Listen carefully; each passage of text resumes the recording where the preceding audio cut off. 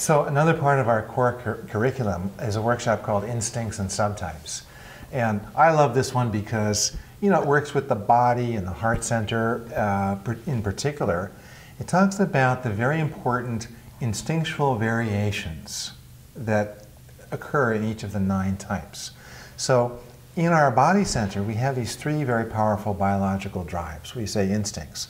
Self-preservation, which is about having the necessary resources to support life. It's about home and family and warmth, and it's about organizing the material world and the money and the home and all of those areas of human activity. And we all have that self-preservation instinct.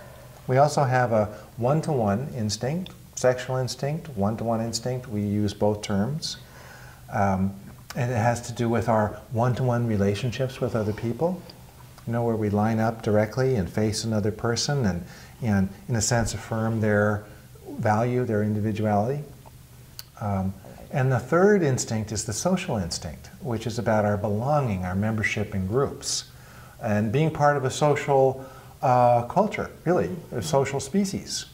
And of course, having that social instinct has made us very successful as a species. So we have all 3 of these instincts, and we can use this model to really bring attention to how we work best with each of these 3 instincts, how we might balance them a bit or bring up one at a particular time when we need it. And also, the Enneagram suggests that one of these instincts is primary or more important in the big view of our lives. We use all 3, but one of those tends to be more important or occupy more of our attention and energy in daily life. And so that gives us what's called a subtype, an instinctual subtype. And this really opens up a number of things. One is it shows us the variations within the Enneagram types, because, you know, I say I'm a social subtype 8, I'm going to have a lot in common with my fellow 8s, type 8s, the protector, but they may have another predominant instinct or subtype, and so their external style is going to be a bit different, and also where their focus goes in life is going to be different than mine. So even though we're all 8s, we know about that stuff, but where we take our type structure and how we use our type structure in what areas of life has a lot to do with our primary instinct.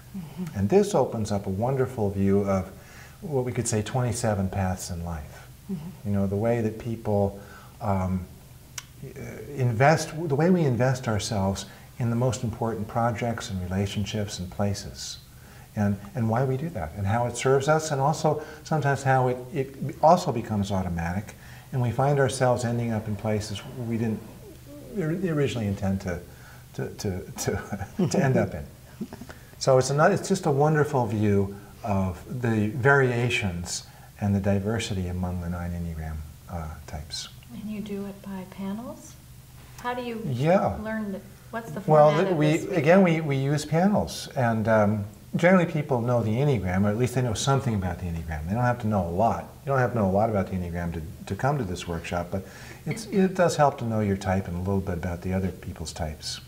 But it's really a very focused conversation about how you experience these 3 instincts and what's most important. And how does that create a focus for your path in life?